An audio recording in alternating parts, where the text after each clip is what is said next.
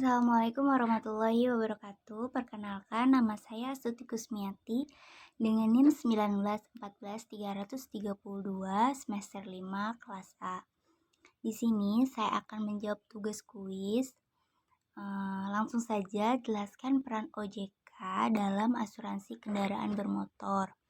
Peran OJK dalam asuransi kendaraan bermotor antara lain yang pertama yaitu tarif premi atau kontribusi untuk lini usaha asuransi kendaraan bermotor adalah tarif premi atau kontribusi yang tercantum dalam lampiran 4 tabel 4A yang merupakan bagian yang tidak terpisah dari surat edaran otoritas jasa keuangan ini.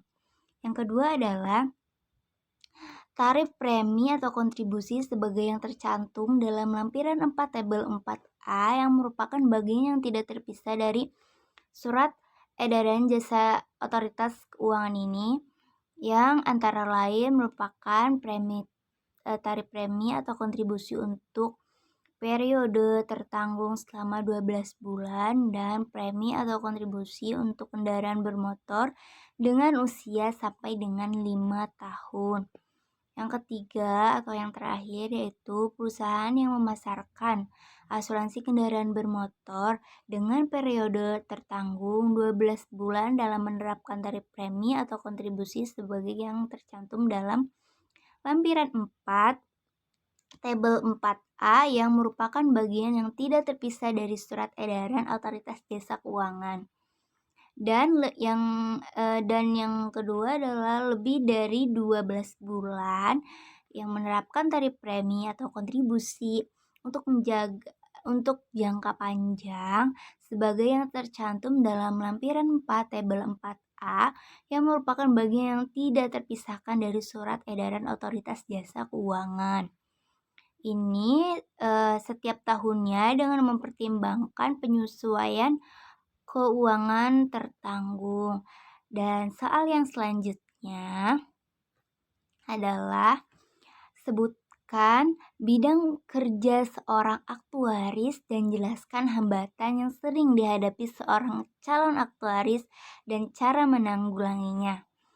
Oke, aktuaris adalah seorang ahli yang dapat mengaplikasikan teori matematika probabilitas dan statistika serta ilmu ekonomi dan keuangan untuk menyelesaikan persoalan-persoalan aktual pada sebuah bisnis khususnya yang berhubungan dengan risiko.